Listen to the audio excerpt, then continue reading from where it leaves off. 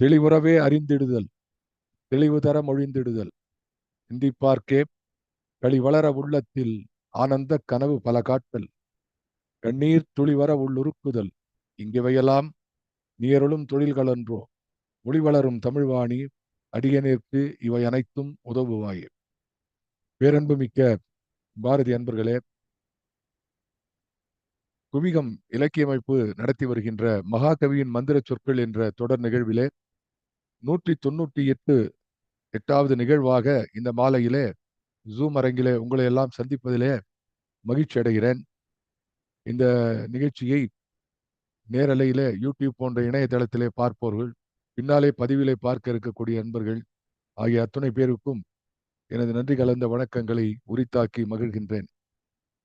198 ஒவ்வொரு நிகழ்வாக பதிவுகளை அடுக்கிக் கொண்டே செல்கிறது. வாழ்க்கையிலே நாம் என்ன நினைத்து பார்க்க வேண்டும், அனுபவம் என்பதுதான் முக்கியம். நான் ஒரு முறை உங்களுக்கு சொல்லியிருக்கிறேன், வாழ்க்கை என்பதே அனுபவங்களின் தோரணம். ஆங்கிலத்தில் அக்ரீஷன் என்று சொல்வார்கள், ஒன்றின் மேல் ஒன்று அடுக்கி வைத்துக் கொண்டே செல்வது. அப்படி அனுபவங்கள் என்பவை ஒன்றின் மேல் ஒன்றாக அது தன்னுடைய பதிவுகளை பதிவு செய்து கொண்டே செல்கிறது, மேல அப்படியே போய் கொண்டிருக்கிறது. அப்படியே அதுபோல நாம் பாரதியை அனுபவித்துக் கொண்டிருக்கிறோம்.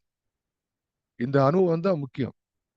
அதுல 2 விதமான அனுபவம் உண்டு. ஒன்று தொடர்ச்சியோடு இருக்கக்கூடிய அனுபவங்கள், இன்னொன்று தொடர்பற்ற அனுபவங்கள். துண்டு துண்டாக தீவுகள் போலே நிற்கக்கூடிய அனுபவங்கள் உண்டு. ஆனால் சில அனுபவங்கள் தொடர்ந்து வரும். எப்படி ஒரு ஒரு ஒரு படிப்பு வந்து பிரமிடல் ஸ்ட்ரக்சர்ல வருகிறதோ அதை போலே இதுவும் வரும். அப்படி பாரதியை நாம் ஒரு தொடர் அனுபவமாக நாம் படித்து வருகின்றோம். அதுதான் இந்த நிகழ்ச்சியினுடைய சிறப்பு. இதான் நான் வந்து நினைத்து பார்க்கிறேன். தொடர்ந்து பல நிகழ்ச்சிகள் தொடராக நடந்து கொண்டிருக்கிறது. டிஸ்கிரீட் என்பார்கள், தனித்தனியா இருப்பது. But there is a link அப்படின்னு வரும்போது, இப்ப வந்து பாரதியை பத்தி பேசும்போது பாரதியினுடைய பொருளாதார சிந்தனைகள், அவருடைய சமுதாய சிந்தனைகள், இன்னைக்கு கொஞ்சம் தொண்டை மக்கள்தான் சிந்தனைகள், இப்படி பாரதியை பற்றியே பேசும்போது கூட வெவ்வேறு தலைப்புகளை பேசுவார்கள். வெவ்வேறு நபர்கள் பேசுவார்கள். ஆனா இது என்ன, இதுல ஒரு மிக சிறப்பு, நான் நினைக்கிறேன் யாருக்கும் அவ்வளவா இது மாதிரி ஒரு அனுபவம் கிடைக்காது. இந்த குவிகத்துக்கு மறுபடியும் நான் பலமுறை நன்றி சொல்கிறேன். பாரதியை ஒரு தொடர் அனுபவமாக, அதாவது பாரதி வந்து ஒரு பாடல் எழுதியிருக்கிறான்னா அந்த பாட்டு, பாரதியுடைய பாடலை ஒவ்வொன்றாக அடியடியாக நாம் ரசித்துக் கொண்டிருக்கிறோம். ஆகவே இந்த நிகழ்ச்சியினுடைய ஒரு புதுமை, இந்த நிகழ்ச்சியினுடைய வித்தியாசம், கலந்து கொண்டிருக்கக்கூடிய சில பேர் 200 நிகழ்ச்சியில் தொடர்ந்து வந்து 198 தொடர்ந்து வருகிறார்கள். ஆக நாம் எல்லோரும் சேர்ந்து ஒரு ஒரு வித்தியாசமான அனுபவத்தை நாம் ஏற்படுத்தி கொண்டிருக்கிறோம். அதனால்தான் இதுல ஒரு ஈர்ப்பு இருக்கிறது. எவ்வளவு நேரம் கார்ல கூட வந்துட்டு வீட்டுல இல்லைனாலும் தேடி பார்த்து. எனவே எல்லாருக்கும் என்னுடைய நன்றியை உரித்தாக்கி நான் மேலே தொடர்கிறேன். எல்லாவற்றுக்கும் முதலாக இன்றைக்கு வந்து முக்கியமா சிவராத்திரி. எனவே இன்றைக்கு இயல்பாக ஏற்பட்டிருக்கிறது. இதுல எப்படின்னா, இந்த பாடல்ல, பாரதியுடைய பாட்டுல என்ன சொல்கிறான், அதுல சோம்பர் கெடுக்கும் துணிவே சக்தி. இந்த பாடல், சோம்பர் கெடுக்கும் துணிவே சக்தி, சொல்லில் விளங்கும் சுடரே சக்தி, தீம்பழந்தன்னில் சுவையே சக்தி, தெய்வத்தை எண்ணும் நினைவே சக்தி, பாம்பை அடிக்கும் படையே சக்தி, பாட்டினில் வந்த களியே சக்தி. அப்புறம் என்ன சொல்றான் அதுல, சாம்பரை பூசி மலைமிசை வாழும் சங்கரன் அன்பு தழலே சக்தி. நம்ம வந்து இன்னைக்கு வந்து அந்த அந்த வரிசையில எடுத்துக்கொள்ளனாலும் அந்த கண்ணியில இருக்கிற கூட கடைசி 2 அடிகள், கடைசி ஒரு அடிதான் விருத்தமா ரொம்ப மடிச்சு எழுதுகிறார்கள். சாம்பரை பூசி மலை மிசை வாழும் சங்கரன் அன்பு தழலே சக்தி. நமச்சிவாய வாழ்க, நாதன் தாழ்வாழ்க, இமைப்பொழுதும் என் நெஞ்சில் நீங்காதான் தாழ்வாழ்க என்று சொல்லி இன்றைய சிவராத்திரிக்கு நாம ஒரு பெரிய ஒரு வணக்கத்தை சொல்ல வேண்டும். இந்த அஹ், இந்த சங்கரன் என்று சொல்லக்கூடிய இந்த சிவனுடைய அனுபவத்தை பாரதி பல இடங்களில் எழுதியிருக்கிறார். ஒரு இடம் ரெண்டு இடம் இல்ல. சக்தி எங்கெல்லாம் பாடுகிறானோ அங்கெல்லாம் அவன் சங்கரனை பாடாமல் இருந்ததே கிடையாது.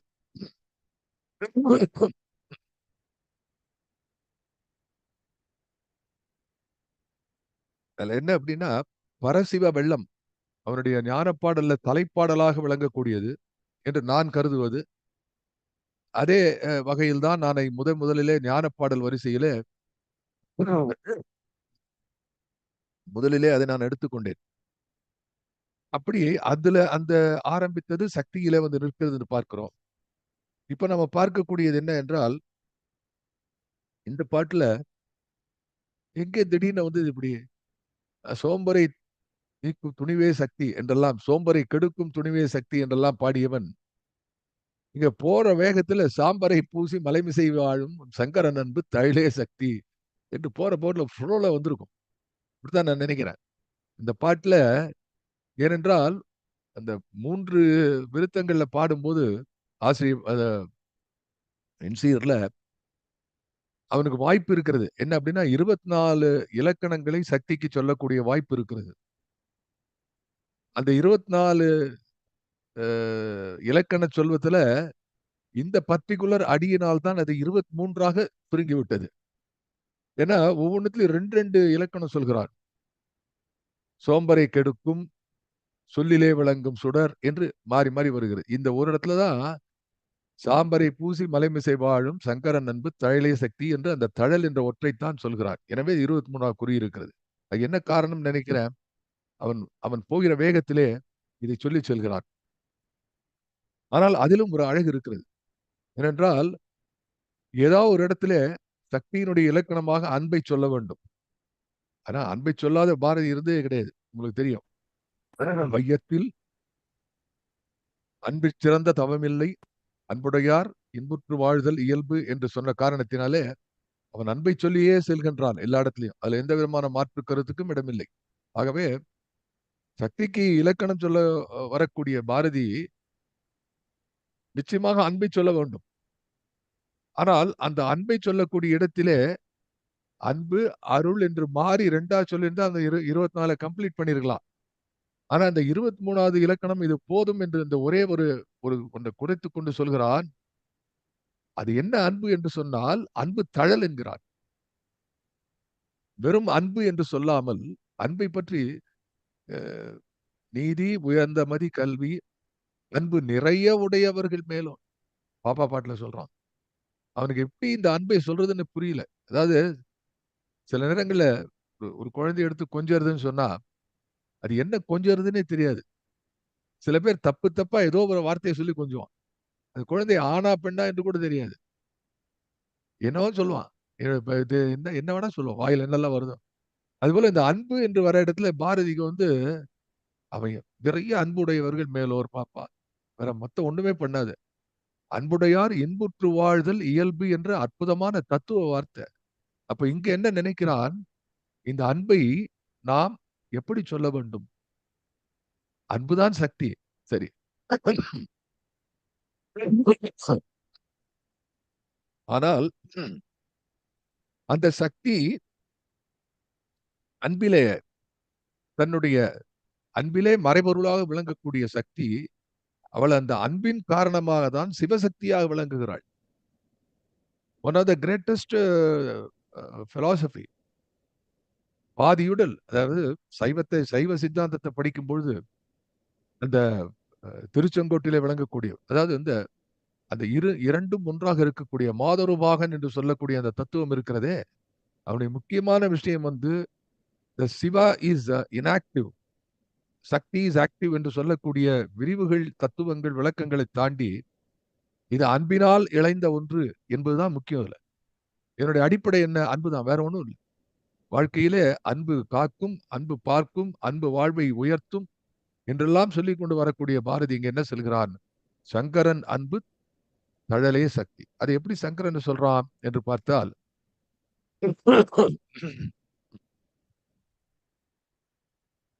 சிவபெருமானை பற்றி சிவபெருமானை பற்றி எத்தனையோ சொல்லியிருக்கா. எனக்கு ரொம்ப பிடித்த பாடல் சொல்லுது, ஆலந்தான் உகந்த அமுதுண்டான் என்று சொல்கிறார். ஆலந்தான் உகந்து, அதாவது ஆல விஷயத்த ஆசைப்பட்டு சாப்பிட்டானா சிவபெருமான்.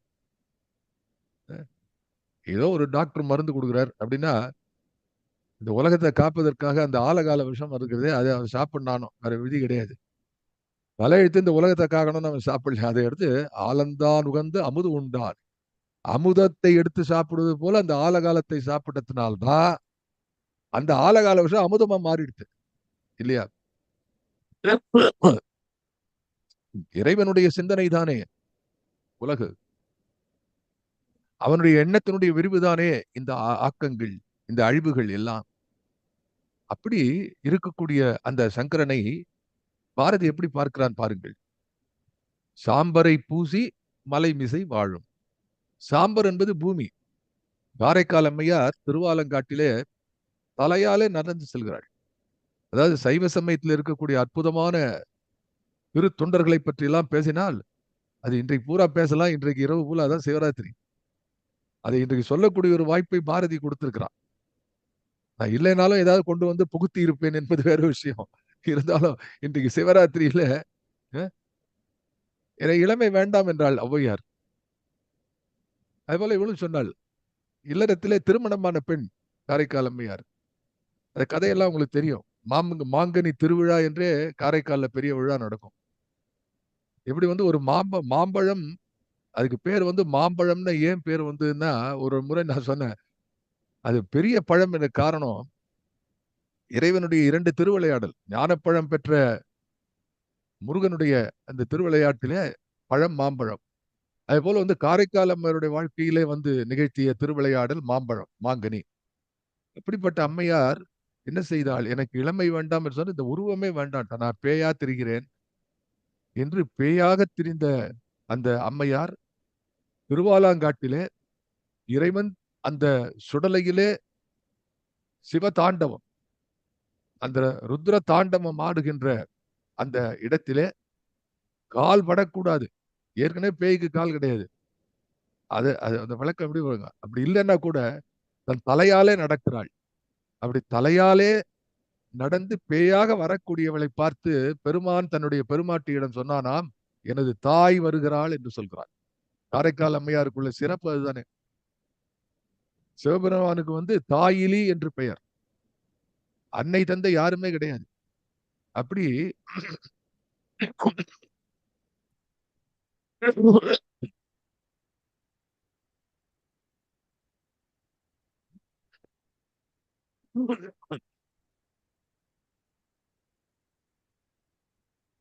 அன்னை தந்தை இல்லை என்று யாருமே இல்லாத தான் தோன்றியும்பார்கள் இறைவனுக்கு.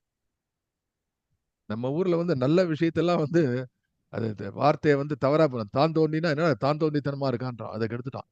ஆனா உண்மை, கடவுள் ஒருவன் தான் தான் தோன்றியாக இருக்க முடியும். நம்ம எல்லாரும் இருக்க முடியாது. அப்படி தாயிலி என்று சொல்லக்கூடிய யாருமே அற்று அனாதியா விளங்கக்கூடிய இறைவன் என் தாய் வருகிறாள், தாயே வருக என்று சொன்னான். அப்படிப்பட்ட காரைக்கால் அம்மையார் பார்த்த இடம் அந்த சாம்பரை பூசி ஆடுகின்ற இடம். அற்புத திருவந்தாதி என்று அந்த அம்மா பாடியிருக்கா. என்ன கேட்டா சைவ திருமுறையிலே இப்போ 12 வைத்திருக்கிறார்கள், தொடர்ந்து வருகிறது. முதல் 3 வந்து ஞான சம்பந்தர், அதுக்கப்புறம் வந்து நாவுக்கரசர், சுந்தரர், அதுக்கப்புறம் மணிவாசகர். 10வது திருமுறைனா திருமூலம். இப்படியெல்லாம் வந்து நம்ம திருமுறை வைத்திருக்கிறோமே, அதுல அதுல வந்து முதல் திருமுறையா வைக்கக்கூடியது காரைக்கால் அம்மையார் தான்.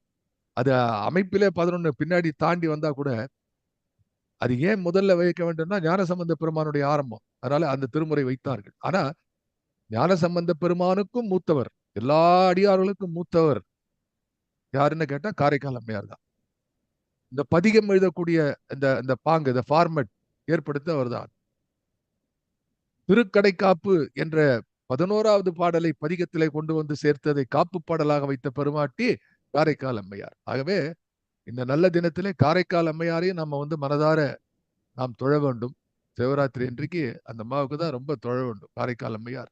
இறைவனே தாய் என்று கூப்பிட்டு உருகி நின்ற ஒரு அற்புதமான அடியார். இன்னொரு பக்கம் பார்த்தா மலை மீசை வெள்ளி பனிமலை, அந்த மலையில மேல மலையில இருக்கிறார். அப்படி பாரதி ஒரே ஒரு ஒரு ஒரு சிறு சொல்லிலே பாரதி சிவனுடைய அந்த பூர்ண ஆகிருதி, அந்த விஸ்வரூபத்தை, சாம்பரை பூசி மலைமிசை வாழும் சங்கரன் அன்பு தழலே சக்தி என்று சக்திக்கு ஒரு இலக்கணம் கொடுக்கிறான். இதுல இன்னொரு விஷயம் நாம பார்க்கணும். அன்பு தழல் என்று சொன்னானே, அந்த அன்புக்கும் தழலுக்கும் என்னையா சம்பந்தம்? இப்படி ஒவ்வொரு சொல்லா பார்க்க வேண்டும். நின்னா உங்களுக்கே தெரியும். ஏன் அப்படி சொல்றான்? அன்பு தழல் என்று சொல்கிறான். ஒன்று, தழல் என்பது சிவபெருமான் கையில இருக்கிறது. சிவபெருமானுடைய சைவத்தினுடைய அந்த சிறப்பு, சிவபெருமான நடராஜர் உருவம் இருக்கிறது.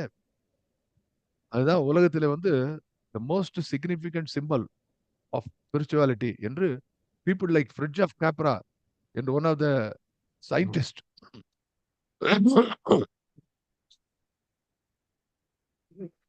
அவன் வந்து ஆஃப் பிசிக்ஸ் என்ற புத்தகத்திலே ஃப்ரிட்ஜ் ஆஃப் கேப்ரா இந்த நடராஜ தத்துவத்தை பற்றி எழுதுகிறார்.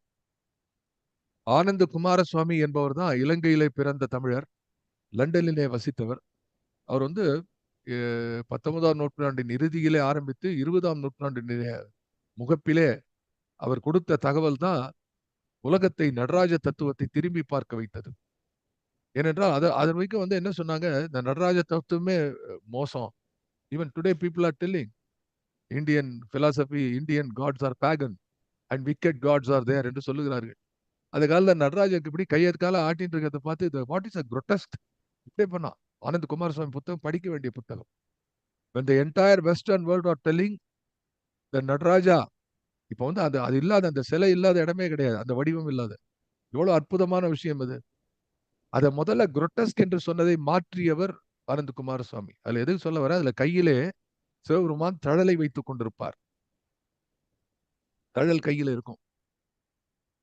அற்புதமான வடிவம். அப்போ இந்த தமிழ்நாட்டில் வந்து அம்மானை என்று ஒரு பாடல் வடிவம் உண்டு. அம்மானை என்பது இரு பெண்கள் கேள்வி பதிலாக பாடுவார்கள், கேலி செய்து பாடுவார்கள். கேள்வி பதிலாகவும் இருக்கும், கேலியும் இருக்கும். அதுல ஒருத்தி கேட்கிறா பாட்டுல, என்பா உங்க சிவபெருமான் கையில தழலை வைத்துக் கொண்டிருக்கிறான், தலைவிரி கோலமாக ஆடிக்கொண்டிருக்கிறான். ஏன்னா விரிசடை, செஞ்சடை, விரிசடை என்பது இறைவனுக்கு பெயர். அப்படி இது இந்த அம்மானையில கேட்கிறார்கள். கேள்வி ஒரு குரூப் கேட்குது. இந்த நம்ம இந்த உருது சைட்ல நார்த் இந்தியால கவாலி என்பார்கள்.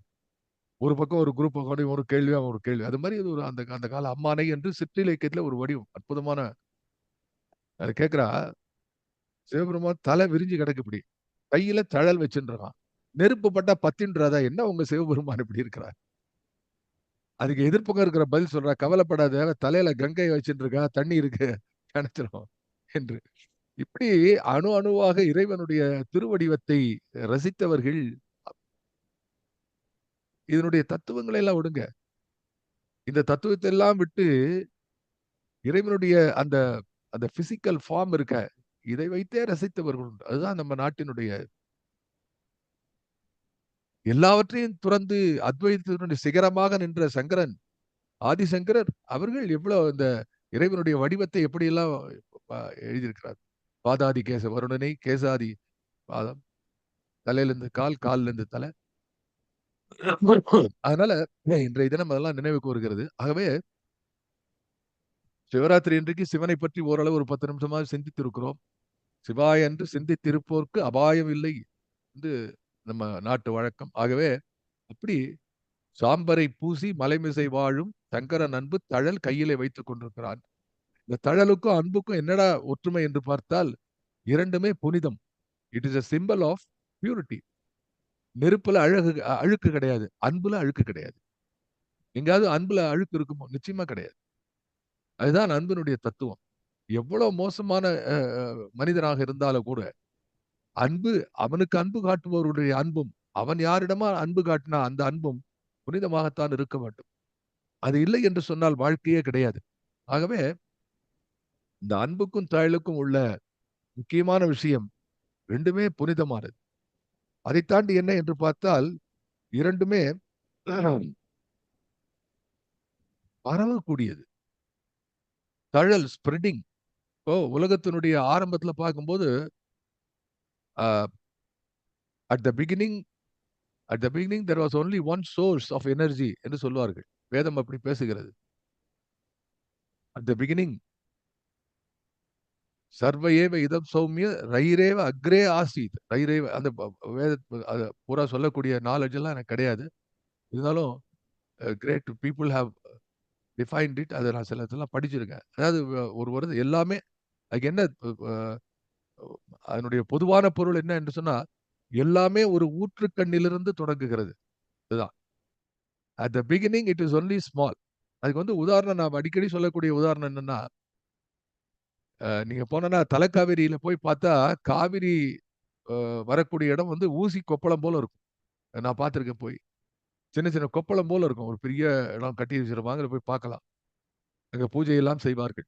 அப்படி ஊசி கொப்பளமாக விளங்கக்கூடிய காவிரி நெளிந்து புரண்டு நீண்ட பயணத்தை ஏற்கொண்டு ஸ்ரீரங்கம் பக்கத்துல வரும்போது பெருமாளை அணைப்பது போலே இரு கரங்களாலே அணைப்பது போலே விரிந்து பறந்து நடக்கிறார். ஆகவே எப்படிப்பட்ட ஒரு பெரிய விரிவுக்கும் பரப்புக்கும் ஒரு நதியினுடைய அற்புதமான நீரோட்டத்திற்கும் காரணம் ஒரு சின்ன ஊற்றுக்கண்ணாக இருக்கிறது. அதைத்தான் அவர் சொல்கிறார். அப்படி எல்லாத்துக்கும் ஒரு ஊற்றுக்கண் இருப்பது போல அன்பு என்ற ஊற்றுக்கண்ணினாலே இந்த உலகம் நிகழ்கிறது. அது பரவுகிறது. எல்லா இடத்துலயும் பரவுகிறது. அப்படி இல்லைன்னு சொன்னா இயற்கை இந்த அன்பை எல்லா இடத்துலயும் காட்ட முடியாது. இப்ப இயற்கை என்பது தன்னை தானே வளர்த்துக் கொள்ள நம்பக்கூடிய ஒரே குணம் என்ன என்று சொன்னால் அன்புதான். இல்லையா? இப்ப வந்து யார் சொல்லிக் கொடுக்கிறார்கள்? ஒரு குழந்தை பிறக்கிறது அம்மா, குழந்தை என்று சொன்னால் அந்த இது இது வந்து மனிதனுக்கு மட்டும் இல்ல. விலங்குகளுக்கும் இருக்கிறது. ஆனா எவ்வளவு நாளுங்கிறது கிடையாது. இப்ப வந்து மனித குழந்தை போல விலங்கு குழந்தைகள் எல்லாம் தாயோடு ஆண்டாண்டு காலம் உறவாடுவதில்லை. ஆனாலும் அது பிறந்த நேரத்திலே அந்த குழந்தையை காப்பாற்றக்கூடிய இந்த வைல்ட் லைஃப் முடிந்தா எப்பல்லாம் உங்களுக்கு எல்லாம் போர் அடிக்கிறதோ அப்படின்னா வந்து இந்த இந்த வேர்ல்ட்ல வைல்ட் லைஃப் பார்க்கணும். I use to watch it on TV. அது எப்படி இருக்கும்? ஒரு ஒரு பெரிய ஒரு ஒரு ஒட்டச்சிவிங்கி. ம்.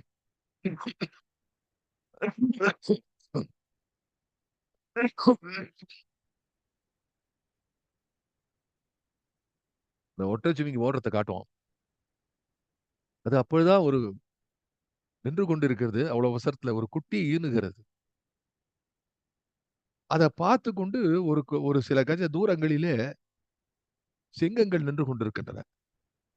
அந்த குட்டிய சாப்பிடுறதுக்கு.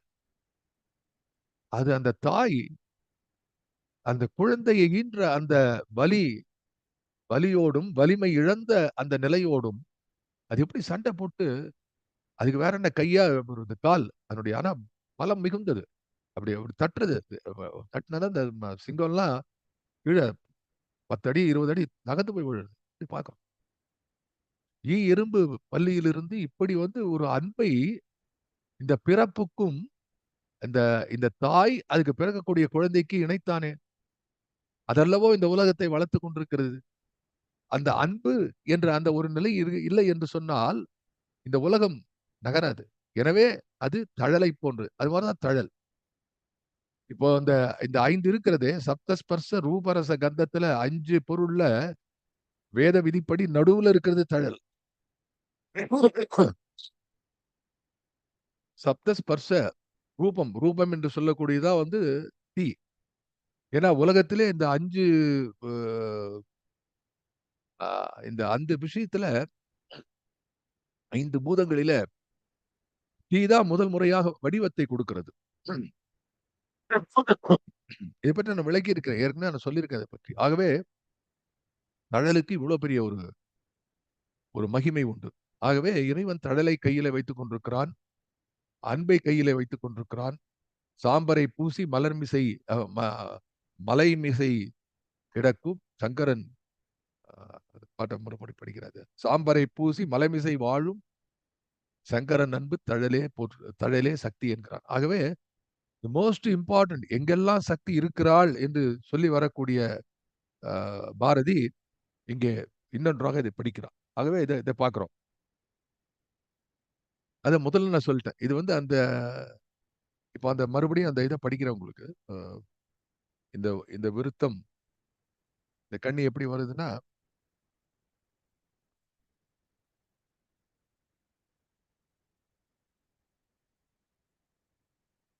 சோம்பர் கெடுக்கும் துணிவே சக்தி, சொல்லில் விளங்கும் சுடரே சக்தி, தீம்பழந்தன்னில் சுவையே சக்தி, தெய்வத்தை எண்ணும் நினைவே சக்தி, பாம்பை அடைக்கும் படையே சக்தி, பாட்டினில் வந்த கவியே is able to trace it.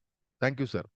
இதுலேயே தான் படிக்கிறேன் மறுபடி. சோம்பர் கெடுக்கும் துணிவே சக்தி, சொல்லில் விளங்கும் சுடரே சக்தி, தீம்பழந்தன்னில் சுவையே சக்தி, தெய்வத்தை எண்ணும் நினைவே சக்தி, பாம்பை அடிக்கும் படையே சக்தி, பாட்டினில் வந்த களியே சக்தி, சாம்பரை பூசி மலைமிசை வாழும் சங்கரன் அன்பு தழலே சக்தி. இப்ப இந்த கடைசி 2 லைனை பார்த்தோம். இப்ப நம்ம மேல போனோம். அடுத்ததுக்கு போக முடியாது. ஏன்னா இந்த பாட்டு இன்னும் கம்ப்ளீட் பண்ணல. எங்க விட்டோம் அப்படின்னா, தீம்பழந்தன்னில் சுவையே சக்தி. அதோட போன முறை பார்த்தோம். தீம்பழந்தன்னில் சுவை என்பதுதான் வாழ்க்கை என்று நான் சொன்னேன். இப்போ 3 பார்க்கணும். தெய்வத்தை எண்ணும் நினைவே சக்தி, பாம்பை அடிக்கும் படையே சக்தி, பாட்டினில் வந்த களியே சக்தி. இந்த 3 அடிகளை பார்த்த பிறகுதான் நாம் அடுத்த எண்ணிக்கு போக முடியும். ஆகவே இதை பார்க்கிறோம் முதல்ல. சாம்பரை பூசி முடிச்சாச்சு. இப்போ தெய்வத்தை எண்ணும் நினைவே சக்தி. சரி, இதை எப்படி பார்க்கறது நம்ம? தெய்வத்தை எண்ணும் நினைவே சக்தி. இப்ப நம்ம தெய்வத்தை எண்ணிக்கொண்டிருக்கிறோம். இந்த தெய்வத்தை எண்ணக்கூடிய இன்னைக்கு இந்த சூழல் என்ன தூண்டுகோலாக விளங்கியது என்று சொன்னால், இன்றைய தினம் சிவராத்திரி என்று ஆரம்பித்தார் தெய்வத்தை எண்ணுவதற்கு. இப்படி தெய்வத்தை எண்ணுவதற்கு ஒரு சக்தி நமக்கு தூண்டுகோலாக இருக்கிறது வாழ்க்கையில. இதைத்தான் பாரதி பேசுகிறான். தெய்வத்தை அது என்ன நினைக்கிறான், எண்ணும் நினைவே சக்தி. அந்த எண்ணம் வரக்கூடியது. இது எல்லாருக்கும் தெரிந்த கொட்டேஷன். அவன் அருளாலே அவன் தாழ் வணங்கி. அற்புதமான வாக்கு. அதற்கும் அவன் தான் தேவைப்படுறான். அவன் தானே இது கொடுக்கணும். குழந்தைகள் பெற்றோர்களுக்கு gift கொடுக்கும். ஒரு சின்ன குழந்தை, எனக்கு அப்பா உன்னுடைய பிறந்த நாளுக்கு அப்பா கிட்ட இருந்தே காசு வாங்கி அப்பாக்கே கொடுக்கும் இல்லையா? அதுபோல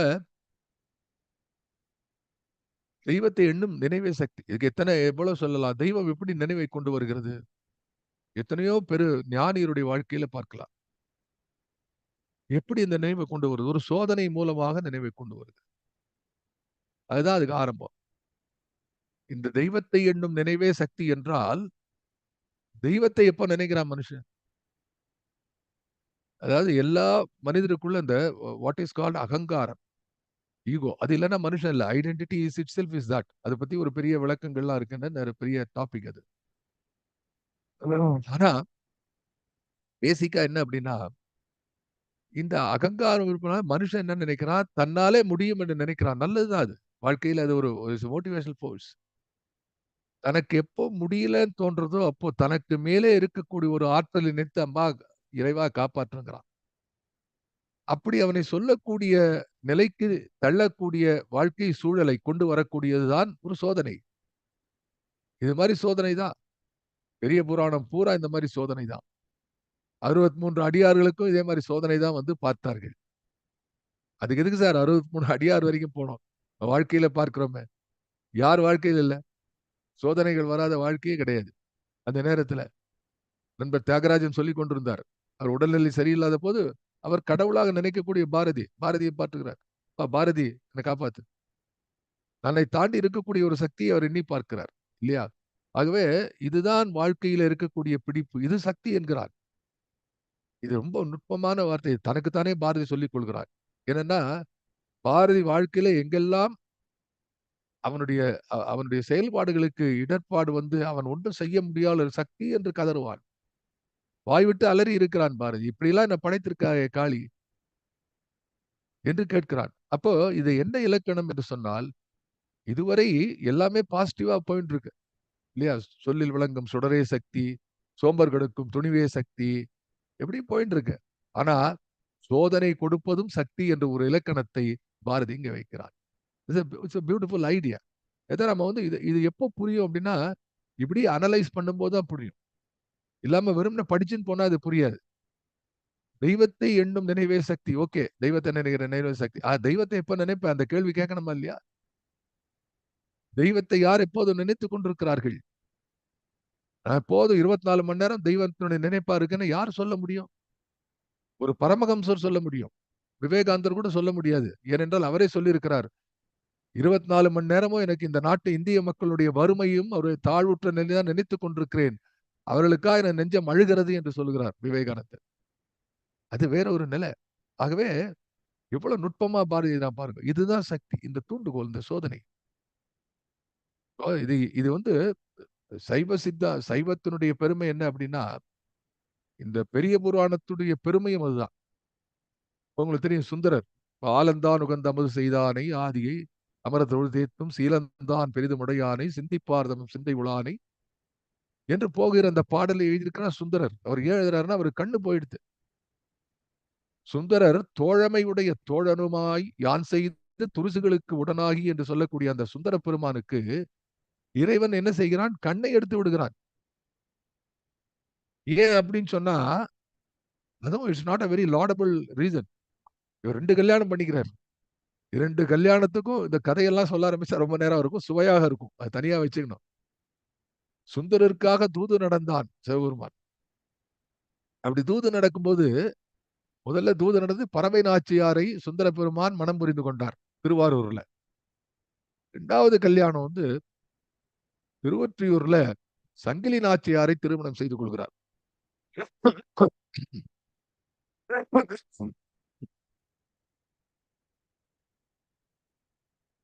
அந்த கதையில இருக்கக்கூடிய ஒரு சுவை, என்னடா அப்படி 2வது கல்யாணம் செய்து வைக்கிறாரே இறைவன் என்று சொன்னால், அப்ப இறைவன் வந்து ஒரு ரைடர் போடுறார்.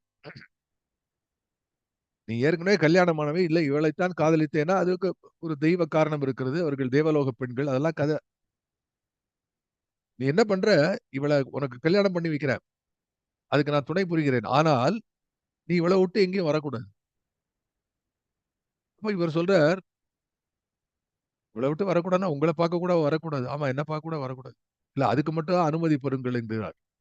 அது அப்புறம் பார்த்துக்கலாம் விட்டுறாரு. அது சொன்ன ஒத்துக்கல. அது இவருக்கு தெரியாது. அது கதை போக்குல போறது. பெரிய கதை.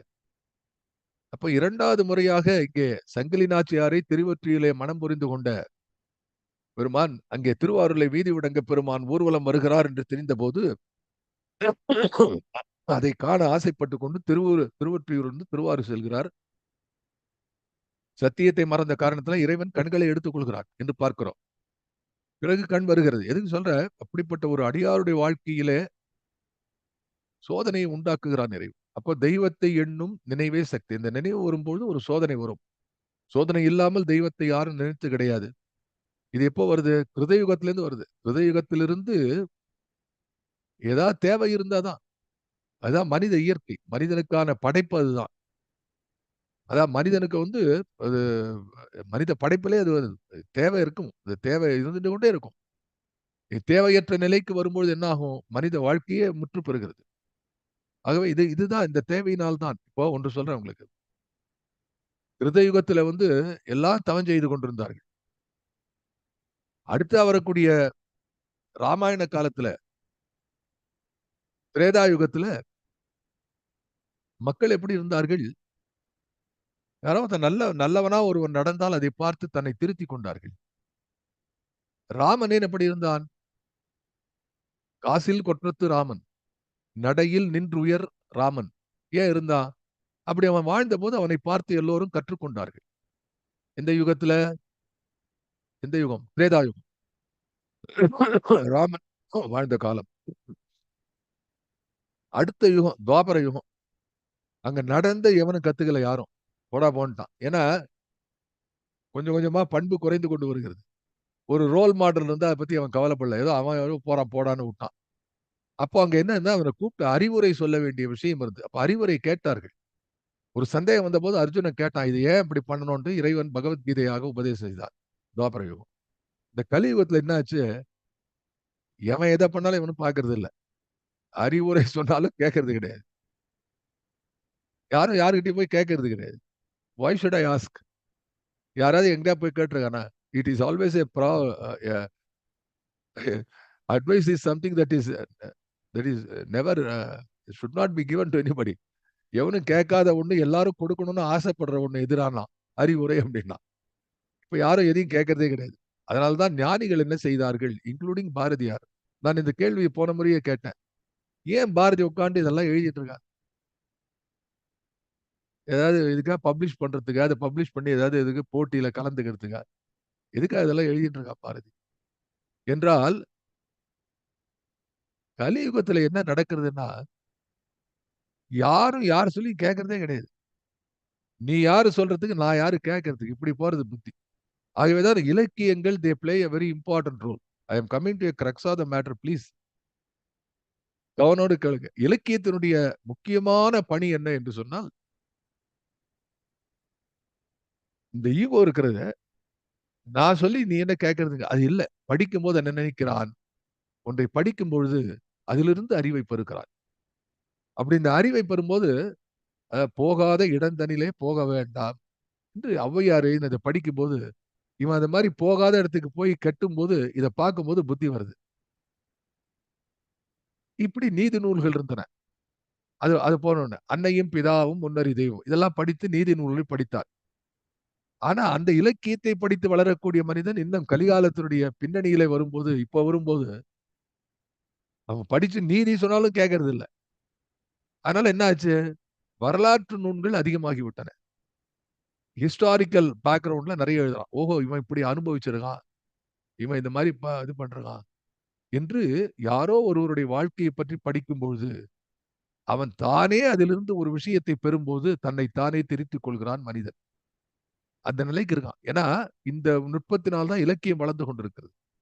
அப்ப இலக்கியத்தினுடைய பணி என்னன்னு சொன்னால், எத்தனை பேர் எவ்வளவு எழுதியிருக்கிறார்கள். எத்தனை விஷயங்கள் எழுதியிருக்கிறார்கள். சின்ன சின்ன சிறுகதைகள். ஃபார் எக்ஸாம்பிள் இப்ப ஜானகிராமனுடைய சிலிர்ப்பு போன்ற கதை. ஜானகிராமனுடைய சிலிர்ப்பு போன்ற கதைகள் எல்லாம் வந்து எல்லாருக்கும் தெரியும். அதிகம் பாராட்டப்படாத கதை. வெங்கடி சார் ஏன் ஓடினார்? முடிஞ்சா படிச்சு பாருங்க. Go go to the Google and read. Venkadi sir ஏன் ஓடினார்ன்னு ஒரு கதை. தி. ஜானகிராமன் சிறுகதை. அது மனித மனத்திலே அதிகமாக பார்க்க முடியாத ஒரு மறைந்திருக்கக்கூடிய ஒரு ஒற்றை உணர்வை சுட்டிக்காட்டக்கூடியது. அத படிச்சு பார்த்து மனம் திருந்தியவர்கள் எத்தனையோ பேர் உண்டு. இப்படி வாழ்க்கையிலே பார்க்கும் பொழுது, இதெல்லாம் நமக்கு உள்ளடக்கி, இதையெல்லாம் வெளிப்படுத்தக்கூடியது இலக்கியமா இருக்கிற காரணத்தினால் தான், இன்றைக்கு இத்தனை தூரம் வருகிறது. எனவே தான் இலக்கியத்தை மறுபடி பார்க்க வேண்டும். இப்படி நாம வந்து பாரதியை அனுபவிக்கும்போது, பாரதி எழுதிய எழுதிய அந்த எழுத்துக்கள் எல்லாம் உயிர் பெறுகின்றன. நான் ஒரு கவிதையில எழுதினேன். ஒரு மரம் நின்று கொண்டிருக்கிறது. அந்த மரம் தன்னைத்தானே எல்லாரும் இவ்வளவு தூரம் செய்கிறார்களே, அது பக்கத்துல மரத்தின் பக்கத்துல வந்து ஒரு பெரிய கொடை வள்ளல் எல்லாருக்கும் தானம் கொடுத்து கொண்டிருக்கிறார். அந்த இருக்கக்கூடிய மரம் அதுல வந்து கனிகள் கிடையாது. அது பழமரம் அல்ல. தன்னைத்தானே வருத்திக் கொள்க. ஐயோ! என்கிட்ட ஒண்ணுமே இல்லையே. நான் யாருக்கும் எதுவும் உதவுமாக இல்லாது நிற்கிறேன்னா, அந்த மரம் வருந்திக் கொண்டிருக்கும் பொழுது, அதனுடைய சிறிய நிழலுக்கு கீழே ஒரு சின்ன கன்றுக்குட்டி வந்து இளைப்பாறுகிறது. அதுக்கு நிழல் கொடுத்தோமே என்று அது அந்த மரம் உடனே தான் உயிரோடு இருப்பதை உணர்கிறது. இது ஒரு பழைய கவிதை. அதுல நான் சொல்ல வந்த செய்தி இதுதான். எல்லாரும் ஏதோ ஒன்று கொடுக்கிறார்கள். அவரால் முடிந்ததை செய்கிறார்கள். இதை உருவாக்கக்கூடிய சூழலையும், இந்த உணர்வையும் கொடுப்பது எது என்று சொன்னால் இலக்கியங்கள். இந்த யுகத்திலே அதுதான். இந்த யுகத்துல ஒண்ணும் தனியா யாரும் கேட்டு ஒரு அர்ஜுனனோ, ஒரு ஒரு கிருஷ்ண பகவானோ வந்து பகவத்கீதைய சொல்லப் போறதில்ல. நல்ல செய்தியை சொல்லக்கூடிய அத்தனை பேரும் கிருஷ்ணன் தான். தன்னுடைய இலக்கியம் மூலமாக ஒரு நல்ல பயனுள்ள செய்தியை யாரெல்லாம் சொல்கிறார்களோ, அவர்களெல்லாம் இந்த நாட்டுக்கு பயனுள்ளவர்கள். எனவே தான் அதை நாம் எடுத்து பார்க்க வேண்டும். There should be some. இலக்கியம் என்பது இலக்கியத்திற்காகவே என்று சொல்லக்கூடிய ஒரு ஒரு கூட்டம் இருக்கிறது. ஆனால் இலக்கியம் என்பது சமுதாயத்துக்கு பயன்பட வேண்டும் என்று எண்ணி எழுதியவன் பாரதி. எனவே தான் அதுல உள்ள போய் பார்க்கணும். பார்க்கும்பொழுது இந்த சோதனை என்பது சக்தியினுடைய உருவமாக பாரதி கருதுகிறான் என்று நாம் பார்க்கிறோம். அடுத்தது என்ன என்று பார்த்தால், தெய்வத்தை எண்ணும் நினைவே சக்தி என்று அதுக்காக சொன்னேன். அடுத்து வந்து பாம்பை அடிக்கும் படையே சக்தி. இது எப்படி பார்க்கிறது? How to unravel the mystery of these sentences. இப்போ தமிழ்ல வந்து பாரதியே எழுதியிருக்கிறான். அக்கல்ட் இவர் பேசுமணி அவருடைய கட்டுரையில எழுதியிருக்காரு. அந்த கொட்டேஷனே குடுத்திருக்காரு. என்கிட்ட எங்கேயோ இருக்கு அது. அதாவது பாரதி ஆங்கிலத்தில நெறைய எழுதியிருக்கிறார். இன்னும் கேட்டா தனியா பாரதியினுடைய ஆங்கில பதிப்பு மட்டும் தனியா எடுத்து பண்ணணும். அக்னி அண்ட் அதர் போயம்ஸ் வந்திருக்கு. மற்றபடி சீனி விஸ்வநாதனுடைய பதிப்பில் எல்லாம் இருக்கிறது.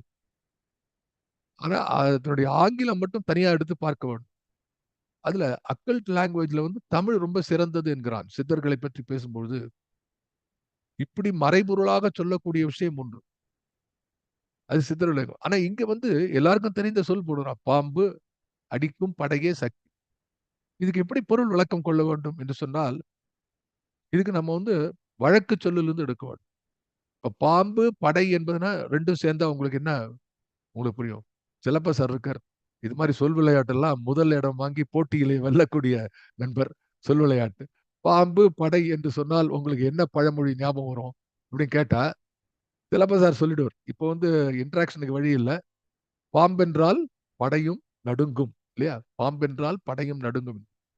நான் அதிலிருந்து ஒரு தெளிவை பெற்றேன். என்ன என்றால், பாம்பினை அடிக்கும் படையே சக்தி என்று சொன்னால், இந்த ஒருபட்ட சிந்தனை இருக்கிறதே அது சக்தியாக மாறுகிறது என்கிறார்.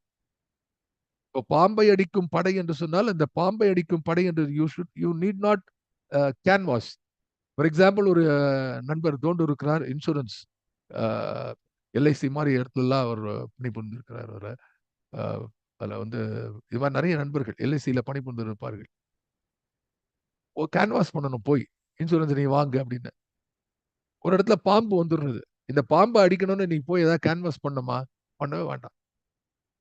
பாம்பை பாம்பை கண்டால் படையே நடுங்கும் என்றால் அந்த படை சேர்ந்தாலும் பயப்படும். எல்லாரும் பயப்படுவார்கள். அது இட்ஸ் அ குறியீடு. அப்ப பாம்பை அடிக்கும் படையே சக்தி என்று சொன்னால், ஒரு பாம்பை அடிப்பதற்கு ஒரு படை முன்னின்று அதை செய்கிறதே, அந்த ஃபோக்கஸ், அந்த ஃபோக்கஸ்டு அட்டென்ஷன், அந்த ஒருமித்த சக்தி, அதுதான் இறைவனுடைய பவர். How it generates. அப்ப இதை நம்ம எப்படி கவனிக்கணும்? சக்தி என்பவள் என்ன செய்கிறாள்? ஒரு நிலையிலே நெகட்டிவ். இப்போ வந்து நான் சொன்னது போல சோதனைகள் கொடுத்து செய்கிறாள். இன்னொரு இடத்திலே ஒளியாக நிற்கிறாள். இன்னொரு இடத்திலே உன்னுடைய சோம்பலை கெடுக்க துணிவாக நிற்கிறாள். இப்படி பல விஷயங்களே வரும்போது இங்க என்ன செய்கிறாள் சக்தி? நீ எப்படி ஒற்றுமையாக இருக்க வேண்டும் என்பதற்கான ஆதாரத்தை கொடுக்கிறாள். அதுக்கு எப்படின்னா இப்போ வந்து தனிப்பட்ட சோதனையிலே மனிதன் எப்படி தெய்வத்தை நினைக்கிறானோ அதை போல த மேஜர் கேட்டாஸ்ட்ரோபி என்பார்கள். ஒரு மிகப்பெரிய வெள்ளம். மெட்ராஸ்ல வந்து 2015ல வெள்ளம் வந்து எங்க வீட்டுல கூட அசோக் நகர்ல எல்லாம் தண்ணி வந்துருச்சு உள்ள. அப்படிப்பட்ட நிலையை நாம் பார்க்கிறோம். மக்கள் ஜாதி, இனம், மதம் எல்லாவற்றையும் மறந்து அந்த பெரிய சோகத்திலே அவர்கள் தன்னைத்தானே இணைத்துக் கொள்கிறார்கள். தன்னைத்தானே வடிவமைத்துக் கொள்ளுகிறார்கள். இனம் யாரும் ஒண்ணும் தெரியாதவங்க எல்லாம் எல்லாருக்கும் ஹெல்ப் பண்ண ஆரம்பிச்சான். I have seen it. There are so many videos you can still see from the archives. ஒரு போலீஸ்காரர் எல்லாரையும் எடுத்து போற ஒரு நாய் ஒண்ணு, ஒரு சின்ன நாய் ஒண்ணு ஓடி ஒரு குழந்தை அந்த நாயை காப்பாத்துது. அந்த குழந்தை நாய் 2த்தையும் சேர்த்து ஒரு போலீஸ்காரன் காப்பாற்றி கொண்டு செல்கிறார். அப்போ மனித நேயத்தினுடைய அடிப்படை எங்கே இருக்கிறது என்று சொன்னால் ஒரு மிகப்பெரிய சோதனை. இப்ப பாரதி என்ன நினைக்கிறான்? தனி மனிதனுக்குள்ள சோதனை அவனை தெய்வத்தை நினைக்க வைக்கிறது. ஒரு பெரிய சோதனை வரும்பொழுது மனித குலமே தன்னைத்தானே செப்பனிட்டுக் கொள்கிறது. தன்னைத்தானே செப்பனிட்டு முன்னோக்கி செல்லக்கூடிய ஒரு வாய்ப்பை அந்த மனித குலம் ஏற்படுத்திக் கொள்கிறது. இத்தனை விஷயத்தை பாரதி பாம்பை அடிக்கும் படைய சக்தி என்பதிலே என்னாலே எண்ணி பார்க்க முடிகிறது. அதை உங்களோடு பகிர்ந்து கொள்கிறேன். பாம்பை அப்ப என்ன இதாவது சக்தி இலக்கணத்துல சக்தி எல்லா ஆற்றலும் பொருந்தியவள் என்று சொல்லி விட்டு விட வேண்டியதானே. அப்போ இது வந்து இதை வெவ்வேறாக விவரித்துக் கொண்டிருக்கிறானே அது முக்கியமாக வர வேண்டும். இப்போ இந்த விஷயத்த இப்ப நம்ம இலக்கியத்துல பார்க்கும்போது சங்கர் சார் எழுதுறாரு முருகன் பாம்பு என்ற திசை. சிவபெருமான் வரும். சிவபெருமான் தொழிலே பாம்பு கிடைக்கிறது. அதனாலதான் நான் சொன்னேன் பாம்பு என்பது நம்ம நாட்டுல நாகராஜா பாம்பை வழிபடுகிறோம். நம்ம அப்படி அந்த பக்கத்துல போகக்கூடாது. இந்த பாம்பை அடிக்கும் படை என்று சொன்னதுனாலே இந்த பாம்பை எதிரியாக நினைத்து செயல்படக்கூடிய ஒரு ஒன்றுபட்ட உணர்ச்சி அதைத்தான் இங்க நம்ம கொண்டு வந்து பார்க்க வேண்டும். ஆகவே இதுல பாரதியினுடைய அனுபவம் எப்படி இருக்கிறது? இன்னொரு விஷயம் பார்த்தா இயற்கையிலே இருக்கக்கூடிய விஷயங்களை நாம் எப்படி எதிர்கொள்ள வேண்டும் என்பதை நமக்கு நமது இலக்கியங்கள் கொடுக்கின்றன. ஆன்மீகம் கற்றுக் கொடுக்கிறது. பாரதியும் பல இடங்களில் இதை சொல்லியிருக்கிறார். ஆனால் இங்க வந்து சக்தியினுடைய ஒரு அனுபவமாக சக்தியினுடைய எத்தனையோ இலக்கணத்தில் ஒரு இலக்கணமாக அவன் சொல்கிறான் தெய்வத்தை எண்ணக்கூடிய ஒரு விஷயம் இருக்கிறது. அது மாதிரி இங்க பாம்பை அடிக்கும் படையாக ஒரு சக்தி நிற்கிறாளே இதுவும் சக்தியினுடைய ஒரு அனுபவம் தான். இப்போ அதுல கூட உண்டு. இப்போ வந்து ஆஹ், காரைக்கால் அம்மையார் பாடல்கள் இல்ல தேவாரத்துல பல இடங்கள்ல பார்க்கலாம். இந்த கேள்வி கேட்பார்கள். இந்த பக்கம் பாம்பு இருக்கு. சந்திரனுக்கு சந்திரன், பாம்பு, அதுக்கப்புறம் வந்து இங்க இது ஒண்ணுத்துக்கு ஒண்ணு ஆகாது கங்கை. இப்படி ஒண்ணுக்கு ஆகாத இருக்கிறதெல்லாம் உடம்புல வைத்துக் கொண்டிருக்கிறாயே இறைவா. அது மாதிரி எல்லாம் குளிர்ச்சியா இருக்கு நமக்கு எப்படி முடியும்? இது மாதிரிலாம் நிறைய அந்த உருவத்தை வச்சு வடிவத்தை வைத்து வருகிறது. ஆனால் இந்த பாம்பு என்பதை கூட குண்டலினி சக்தியிலே அது உருவமாக குறியீடாக குறிக்கிறார்கள். ஆகவே பாம்பு என்பது இந்த நாட்டு ஆன்மீக தத்துவத்திலையும் இந்த நாட்டினுடைய தெய்வீக தத்துவத்திலையும் பலவிதமான ரூபங்களை எடுத்திருக்கிறது. அந்த பலவித ரூபங்களை நாம் பார்க்கக்கூடிய அந்த அந்த இணைப்பை தாண்டி இந்த பாம்பை அடிக்கும் படை என்று சொல்லும்போது நாம் இப்படி எண்ணி பார்க்க வேண்டும். அது முருகன் கைவேலா பாம்பை அடிக்கும் படை என்பது முருகன் கைவேலா சக்தி கொடுத்த வேல் என்று பார்க்கக்கூடியது ஒரு நிலை. ஆனால் நான் சொல்லக்கூடியது என்னன்னா சமுதாயத்துக்கு எழுதுகிறான் பாரதி. ஏன்னா இப்ப அடுத்தது பார்க்கும்போது totally it is coming to only society. நான் ஏற்கனவே இதை பற்றி ஒரு அடைப்பிலே தான் அடைப்புக்குறி போட்டுக்கொண்ட பிறகுதான் ஒரு டிஸ்கிளைமர் மாதிரி ஒன்று சொன்னதுக்கு பிறகு நான் ஆரம்பிச்சேன். என்ன அப்படின்னா பாரதி ஞானத்திலிருந்து இங்கே வந்து என்ன சொல்கிறான்? ஞானத்திலிருந்து அவன் சக்தியிலே உருவ வழிபாட்டுக்கு வருகிறான். அந்த சக்தி உருவ வழிபாட்டை ஏன் செய்கிறான் என்று சொன்னால் தேசத்தினுடைய நன்மைக்காக செய்கிறான். மனித குலத்தினுடைய மேம்பாட்டுக்காக செய்கிறான். அப்படி அந்த வரிசையிலே பார்க்கும்போது அவர் interpretation should be related to that. அப்படி பார்க்கும்போது பாம்பை அடிக்கும் படையே சக்தி என்பது அந்த ஒருமித்த சக்தியிலே அவன் பேசுகிறான். அது மட்டுமல்ல, இந்த ஃபோக்கஸிங், இந்த ஃபோக்கஸ் என்பது பாரதிக்கு வந்து ஒரு ஒரு முக்கியமான குறிக்கோளம். புதிய ஆத்திசூடியில் அதை பற்றி நான் நிறைய விளக்கி இருக்கிறேன். ஜஸ்ட் ஒரே ஒரு வார்த்தை பாம்பை அடிக்கும் படை என்று சொன்னால் என்ன தோன்றுகிறது? பாம்பை அடிக்கும் படை என்று சொன்னால் படை என்பது தனி மனிதன் அல்ல, ஒரு தொகுப்பு. படை என்பது படை படையை படைக்கலம் என்று வைத்துக் கொண்டாலும் பல பேர் வைத்துக் கொண்டிருக்கிறதா கொள்ளலாம். அப்ப பாம்பை அடிக்கும் படை என்பது ஒருமுகத்தன்மையை காட்டுகிறது. அது ஒரு படை என்று சொன்னாலும் கூட அந்த படையினுடைய போக்கஸ் இது பாம்பை அடிப்பதாக இருக்கிறது. அப்படி இந்த சொல்லிலே பாம்பை அடிக்கும் படையே சக்தி என்பதிலே பாரதி போக்கஸ், அந்த கவன சிதறல் இல்லாமல் இருக்கக்கூடிய ஈர்ப்பு சக்தியை சக்தி அளிக்கிறாள். அது சக்தி தரக்கூடிய விஷயம் என்று சொல்கிறார். பாம்பை அடிக்கும் படையே சக்தி என்பது நம்ம அதை எடுத்துக்கொள்கிறோம். இனி அடுத்ததாக பார்க்கும் பொழுது அதுக்கு அடுத்தது பாட்டினில் வந்த களியே சக்தி. பாட்டினில் வந்த களியே சக்தி. இது என்ன நமக்கு தெரியாது. பாட்டுன்னு சொல்லிட்டாலே பாரதியை தாண்டி நம்ம போக முடியாது. ஏன்னா பாரதி அந்த அளவு பாட்டை பத்தி பேசியிருக்கிறார். அதுல வந்து பாட்டினில் வந்த களியே சக்தி. அது என்ன? எப்படி அதை இன்டர்பிரட் பண்றது என்றால், பல பேர் பாடும்போது களி போயிடும். அதாவது சரியா இருந்த நேரம் அமைதியா என்ஜாய் பண்ண சில பாட்டு. அதாவது பாட்டுக்கு ஒரு ஒரு முக்கியமான குணம் உண்டு. பாட்டு, சாப்பாட்டு எல்லா விஷயத்துக்கும் அது உண்டு. ஒண்ணு நல்லா இருந்தா நல்லா இருக்கும். இல்லன்னா ரொம்ப மோசம். உப்பு உப்பு தான் அதுக்கு சரியான இது. அது உப்பு மாரிம்பாங்க. உப்பு லெவல் அப்படி இருக்கணும் அது. உயிருக்கும் அப்படிதான். உடம்புலயும் அப்படிதான். அது சரியான லெவல்ல இருக்கணும். அது இல்லைனாலும் சாப்பிட முடியாது. ஒரு 1/2 உப்பு அதிகமாலும் சாப்பிட முடியாது. அது மாரி பாட்டினில் என்று சொல்லும்பொழுது, அங்க ஒரு ஒரு ஒரு ஒரு கேப் குடுத்து பார்க்கணும். பாட்டினில்ல நல்ல பாட்டில். அப்போ ஒருத்தர் சொன்னாரு என்கிட்ட, இன்னொரு வேற ஒரு கூட்டத்துல விளக்கும்போது சொன்னார், "சார் பாரதி அப்படி சொல்ல சார். நீங்க பாட்டுக்கு உங்க பாட்டுக்கு சொல்லாதீங்க. அப்ப உங்க பாட்டுக்கு சொல்லுங்கன்னேன்." அவன் சொன்னான், "சார் எனக்கு பாட்டெல்லாம் தெரியாது. ஆனா வீட்ல பாத்ரூம்ல பாடுவேன். அப்படி நான் பாடும்போது எனக்கு வரக்கூடிய களி இருக்கிறதே, எனக்கு வரக்கூடிய மகிழ்ச்சி, அந்த மகிழ்ச்சியே விடக்கூடாது சார்." அதுவும் கரெக்ட் தான். அதாவது அவனுக்கு என்னன்னா வெளியில பாட முடியாது. எவனும் உலகம் பாட விடாது. அந்த மாரி ஒரு அபஸ்வரத்துல. இவன் பாடி தன்னாலே கழித்துக் கொள்கிறான். அப்ப பாட்டினில் வந்த களி என்று வைத்துக் கொள்கிறான். அப்படி இல்ல அது. ஆகவே பாட்டுல வந்து பாரதி சொல்லக்கூடிய இடம் இருக்கிறதே அருமையான இடம். பாட்டினில் வந்த களியே சக்தி என்கிறான். அதாவது பாடும்போது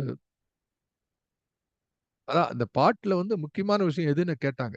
பாட்டுல வந்து ராகமா, அதனுடைய தாளமா, அதனுடைய அதனுடைய அந்த அ அந்த லிரிக், அந்த பாடல் வரிகளா என்று கேட்டால், அந்த பாட்டினுடைய உயிர் மூச்சாக விளங்கக்கூடியது ஸ்ருதி என்று சொல்வார்கள். அந்த ஸ்ருதி என்பதுதான் இணைப்பு. அந்த பாட்டு எவ்வளவு நல்ல பாட்டா இருந்தாலும், அது ஸ்ருதியோடு இணையவில்லை என்று சொன்னால், அந்த பாட்டு எந்த களிப்பையும் உண்டாக்காது. அதான் ஸ்ருதி மாதா லயப்பிதா என்று சொன்னார்கள். அது அன்னையை போன்றது. அப்போ அது ரொம்ப முக்கியமான விஷயம். ஸ்ருதியோடு இணைந்து பாட வேண்டும். பாரதி வந்து மிகப்பெரிய பாடகர். Doctor S. ராமநாதன் அவர்கள் அருமையான ஒரு கட்டுரை எழுதினார். பாரதியும் இசையும் என்று ஒரு கட்டுரை. It's great. ஒரு பாரதியிலே ஈடுபட்டவர். பேராசிரியர் நாகநந்தியும் டாக்டர் எஸ் ராமநாதன் அவர்களும் நெருங்கிய நண்பர்கள். மல்லிகை என்ற அமைப்பிலே அவர்கள் இசையை பற்றி பாமர மக்களுக்கெல்லாம் எடுத்துச் சொன்னார்கள். டாக்டர் எஸ் ராமநாதன் போற்றக்கூடிய சிறப்புடையவர்கள். பாரதியும் இசையும் என்ற அந்த தலைப்பிலே அவர்கள் சொன்ன அந்த அந்த கட்டுரை, அருமையான கட்டுரை அது. அந்த நீண்ட கட்டுரையிலே அவர் செய்திருக்கக்கூடிய ஒரு ஒரு முக்கியமான விஷயம் என்னன்னா, அந்த கட்டுரை எழுதுறதுக்கு முன்னாடி அவர் என்ன செய்தார்? பாரதியினுடைய பாடலை யாரெல்லாம் நேரிலே கேட்டார்கள். சில பேர் அவர் நேரிலே பார்த்தார். பார்த்து அவரிடம் சென்று பாரதி பாடியதை கேட்டீர்களே, அவரோட பாட்டு எப்படி இருக்குன்னு கேட்டு எழுதியிருக்கிறார் அத பத்தி. அப்ப எல்லாரும் எழுதியிருக்கிறார். எல்லாரும் சொல்லுது, பாரதி அற்புதமாக பாடுவாராம். கணீர்ன குரல்ல அற்புதமா பாடுவார். யோசிச்சு பாருங்க. திலகர் காட்ல, மெரினா பீச்ல அந்த காலத்துல மைக் எல்லாம் கிடையாது. பிபின் சந்திரபால் வந்து அங்க பேசும்போது மைக் கிடையாது. அந்த காலத்துல உட்கார்ந்து கேட்டுருக்காங்களே. இது ஆச்சரியம். அப்ப அங்க நின்னு கூட்டம் ஆரம்பிக்கிறதுக்கு முன்னாடி பாரதி பாடியிருக்கார். அப்படின்னா எப்படிப்பட்ட குரல், எப்படிப்பட்ட பாட்டு இருக்கணும். ஏன்னா அவர் சொல்கிறார். என்ன சொல்கிறார் என்றால், "பாட்டினில் வந்த களியே சக்தி." பாட்டுல வந்து களி என்பது இன்பத்தையும் தாண்டி ஒரு நிலை. களிப்பு. அதனாலதான் ஆனந்த களிப்பு என்பார்கள். ஆனந்த களிப்பு என்று பாரதி பாடல்ல வரும். ஆனந்த களிப்பு. அந்த களி என்பது இன்பத்தையும் தாண்டி இருக்கக்கூடிய நிலை. அது ஒரு பரவச நிலை. கிட்டத்தட்ட ஒரு சமாதி நிலை. இப்போ பாட்டினில் வந்த களியே சக்தினா, இந்த பாட்டிலிருந்து தாண்டி கொஞ்சம் கொஞ்சமா ஊடுருவி இந்த பாடலையும், இந்த பாட்டினுடைய சுகத்தையும், இந்த பாட்டு உன்னுடைய குரல், இந்த ஒலி தான். அதை பத்தி தனியாவே பேசணும். இந்த ஒலி என்பதுதான் உலகத்தினுடைய ஆதாரமாக விளங்கு. அந்த அந்த ஓசை ஒலியலாம் என்று மாணிக்கவாசகர் சொன்னார். அப்போ ஓசைக்கும் ஒலிக்கும் உள்ள டிஃபரன்ஸ் அதெல்லாம் நம்ம யோசித்து பார்க்கணும். அப்படி அந்த பாடல் வரும்பொழுது, பாடல் ஒரு அற்புதமான விஷயத்தை செய்கிறது. அதாவது மனத்திலே இருக்கக்கூடிய எண்ணம், அந்த மொழி, அந்த மொழியற்ற ஒலி, இது எல்லாத்தையும் ஒன்று திரட்டி ஒரு பாடலாக உருவாக்குகிறது. ஒரு பாடலிலே எல்லாம் இருக்கிறது. நீங்க யோசித்து பாருங்கள். பாடல்ல மொழி இருக்கிறது. ஆனா அந்த பாடல்ல மொழி இல்லாத இடமும் இருக்கிறது இல்லையா? ஒரு பாட்டுன்னு இருக்கும்போது மொழி இல்லாத இடம் இருக்குது. இசை இருக்கிறது. இசையற்ற மௌனங்களும் இருக்கின்றன. ஒரு ராகம் என்பதை கூட, ஒரு இசை என்பதை கூட நீங்க கூர்ந்து பார்த்தால் அதனுடைய ஏற்ற இறக்கங்களிலே அந்த ஒலி அழிந்து, தேய்ந்து, மறைந்து, மீண்டு, எழுந்து எப்படி வந்து ஒரு நீர்த்திவலை கூட்டங்கள் ஒரு தண்ணியை தூக்கி விட்டா அங்கே இங்கே அலைபாய்கிறதோ அதை போல இந்த ஒலி ஜாலங்கள் செய்து அது ஒரு ராகமாக மாறுகிறது, இசையாக மாறுகிறது. அதனுடைய அற்புதம். அதை யோசித்து பார்த்தா இந்த பாட்டுங்கிறதுடைய அற்புதம் எல்லாம் இருக்கிறது. அதுல எல்லாம் இருக்கிறது. அது எவ்வளவு எவ்வளவு இருக்கணுமோ அப்படி இருக்கணும். இப்ப திருப்புகழ் பாடும்போது இருக்கக்கூடிய விஷயத்துல வந்து நீங்க வந்து ஒரு வர்ணம் எழுத முடியாது. ஒரு வர்ணம் அப்படின்னு ஒரு ஒரு ஒரு ஒரு ஃபார்மேட் இருக்கு. அது எழுதும்போது ஒரு கீர்த்தனை வேற மாதிரி எழுதணும். சில பேரங்கள்ல சொல்ல இசை இசை இருக்கும்போது வார்த்தைகள் குறைவான வார்த்தைகள் இருந்தா அதை நீட்டி பாடுவார்கள். சில அற்புதமான பாபநாச சிவன் பாடல் எத்தனையோ சொல்லலாம். ஆனா அதெல்லாம் சொல்வதற்கு இங்கே விளக்குவதற்கு நேரம் இல்ல. இதை மட்டும் தெரிந்து கொள்ள மறுபடியும் போய் பாருங்கள். நேரம் இருக்குமானால் என்றேனும் இதை பத்தி நான் பேசுவேன். ஒரு பாட்டு என்பதிலே இசை இருக்கிறது, ஒலி இருக்கிறது, ஓசை இருக்கிறது, மொழி இருக்கிறது. இவை எல்லாம் இல்லாமலும் இருக்கிறது. இது எல்லாம் இருக்கிறது. ஒரு கேப் கொடுப்பான். எல்லாம் அப்படி அப்படி நின்னு போகும். அது போகும்போது நீங்க கவனிக்கலாம். ஆகவே இந்த இந்த இது அத்தனையும் சேர்ந்ததுதான். இது அத்தனையும் என்று உங்களுக்கு புரியுமோ, இதுல ஒரு ஒரு பாட்டு சில பேர் பாட்ட வந்து அந்த இதுக்கு மேல சார் பிரமாதமா இருக்காரு சார் கண்ணதாசன் பாட்டு. இன்னும் ஒருத்தன் இருப்பான். அவன் வந்து பாட்டே மோதும். சார் இளையராஜா இசை சார். அந்த இசைய கேட்கணும் சார் அப்படிம்பான். அதுல ட்ரம் வாசிச்சவன். அவன் பாட்ட கேட்கும்போது தான் வாசித்த இடம் எப்படி வருதோ அது மட்டும் கேட்பான். ஒரு மிருதங்கக்காரன். இப்படி ஒவ்வொருத்தரும் ஒவ்வொன்றையும் பார்க்குறாங்க. ஆனா ஒரு பாட்டிலே அது இருக்கக்கூடிய அத்தனை செய்திகளையும் ஒன்று திரட்டி நோக்கி அதை யார் கூர்மித்து கவன சிதையாமல் பார்க்கிறானோ அவனுக்கு ஒரு களி வருகிறது. அவனுக்கு ஒரு ஆனந்தம் வருகிறது. அவனுக்கு ஒரு இன்பம் வருகிறது. அவனுக்கு ஒரு பரவசம் வருகிறது. அந்த பரவச நிலை அவனை மண்ணிலிருந்து மேலே ஓரடி உயர்த்துகிறது. தன்னை மறந்த நிலையிலே பார்க்கிறானே, அங்கு சக்தி இருக்கிறாள். ஏனென்று சொன்னால் Shakti made it possible for you to understand this position இல்லையா? இந்த இந்த அனுபவத்தை நான் ஆரம்பத்துல சொன்னேன். முடிக்கும் போது அதான் சொல்ல போறேன். அனுபவத்தினுடைய தோரணங்கள் தான் வாழ்க்கை. அப்போ இந்த அனுபவம் உனக்கு கிடைக்க, இந்த இந்த அனுபவம் சித்தியாக வேண்டும் என்றால் நீ ஒரு பெரும் பயனை செய்திருக்க வேண்டும். ஒண்ணும் இல்லை, கும்பமேளால கோடிக்கணக்கான பேர் சென்று அங்கே தீர்த்தமாடி இருக்கிற அந்த கும்பமேளால, அந்த பிரயாக்ல இந்த அனுபவத்துக்காக செல்கிறார்கள். எப்படி சார் கூட்டம் வருது? ஒரு இடத்துக்கு கோவிலுக்கு போறாங்க, அங்கங்க போறாங்க. அனுபவத்தை பெற வேண்டும் என்ற விழைவு உயிருக்கு இருக்கிறது. அந்த உயிர் போறான், பார்ட்டிக்கு போனோம்னா ஒரு அனுபவம் வேணுங்கிறான், சினிமாவுக்கு போனோம் ஒரு அனுபவங்கிறான். இந்த விழைவு எல்லா உயிருக்கும் இருக்கு. என்றைய தினம் இந்த விழைவு உன்னுடைய உன்னுடைய தனி இடமாக இருக்கக்கூடிய தெய்வ சிந்தனையை நோக்கி அந்த விழைவு செல்லும் பொழுது அது உன்னை நல்ல நிலைக்கு இழுத்துச் செல்கிறது. இப்படி ஒரு சாதாரண விஷயத்துல மெய் மறந்து நிற்கிறார்கள் சில பேர். திருப்பி நண்பர் தியாகராஜன் சொல்றேன், பார்த்து கொண்டே இருப்பேன். பாரதி பாட சொல்லும்போது கண்ணு கலங்கி போயிடும் அவருக்கு. நான் இங்கே ஸ்கிரீன்லயே பார்ப்பேன். But sir, please don't be so emotional, it should not get in to your health problem please. சில பேர் ரொம்ப எமோஷனலா இருப்பாங்க. இது கிடைக்கிறது கஷ்டம். எத்தனை பேர் நான் பஜனையில பார்த்திருக்கேன். ஃபார் எக்ஸாம்பிள், இப்போ பாம்பை அடிக்கும் படையே சக்தி சொல்றோமே, group people should join together. பாட்டிலே களி எப்போது வரும்? பஜன்ல வருகிறது. ஐ ஹவ் சீன். பஜன்ல எப்படி இந்த பஜன்கிற கான்செப்ட் எங்கேருந்து சார் வந்தது? கூட்டு கூட்டமாக கூட்டமுத பாட்டு என்று சொல்கிறார்களே, அந்த பாடல் அப்ப ஒலி போயிட்டே இருக்கும். அதுவும் பஜனையில நாமாவளி என்று சொல்லுவார்கள். ஒண்ணுமே இருக்காது. ஜெய ஜெய ஏதாவது ஒண்ணு இனி நாமாவளி. அதை சேர்ந்து சொல்லிக்கொண்டே இருப்பார்கள். I have seen my brother Ganesan who is here, he plays in many bhajans. He is a mridangist. அவருக்கு தெரியும் நான் சொல்லக்கூடிய விஷயம். சங்கரையர் எத்தனை பஜன்ல ஈடுபட்டிருப்பார். ஐயப்பன் பஜன்ல எவ்வளவு பேர் பார்த்திருப்பார். கண்ணுல ஜலம் உட்காந்துருக்க நான் பார்த்திருக்கேன் சார். இட்ஸ் நாட், நான் மேடைக்காக சொல்லல. I have seen it. So இந்த சாதாரண ஒரு சாதாரண காத்தால சாப்பிட்டு உட்காந்து குளிச்சுட்டு உட்காந்து ஒரு வீட்டுக்குள்ள உட்காந்துருக்கான். இவனை இங்கிருந்து சாம்பரை பூசி மலைமிசை வாழும் சங்கரன் என்பு தழலனுடைய சக்தியினுடைய நிலையிலே உயர்த்து கூறக்கூடிய ஒரு விஷயம் பாட்டிலே இருக்கிறது சொன்னால் அதெல்லாம் ஒரு சக்தி. பாட்டிலே வந்த பாட்டினில் வந்த களியே சக்தி. அதுதான் களி என்ற சக்தி. ஆகவே இது போன்று இந்த சக்தியை சொல்லிக்கொண்டே வருகிறான் பாரதி. அப்படி ஒவ்வொன்றும் ஒவ்வொரு விஷயமாக போகிறது. ஆனா இது என்ன அப்படின்னா, இந்த வெவ்வேறு சக்தி 23 இலக்கணங்களையும் அவன் ஒரே ஒரு நாரிலே தொடுத்து கொண்டு வருகிறான். அதுதான் முக்கியம். இது அத்தனை புஷ்பங்களையும் அவன் அப்படியே தொடுத்து கொண்டு வருகிறான். அது ஒரு மாலையாக மாறுகிறது. இந்த மாலையினுடைய அடுத்த கண்ணி இருக்கிறதே, அது அடுத்த வாரம் நம்ம பார்க்கலாம். அதுவும் சேரும்போது இந்த மாலை பூர்ணமாக ஆகும் என்று சொல்லி இந்த அளவிலே இன்றைய தினம் வந்திருந்த அத்தனை பேருக்கும் மறுபடியும் நன்றி பாராட்டி விடைபெறுவேன். வணக்கம்.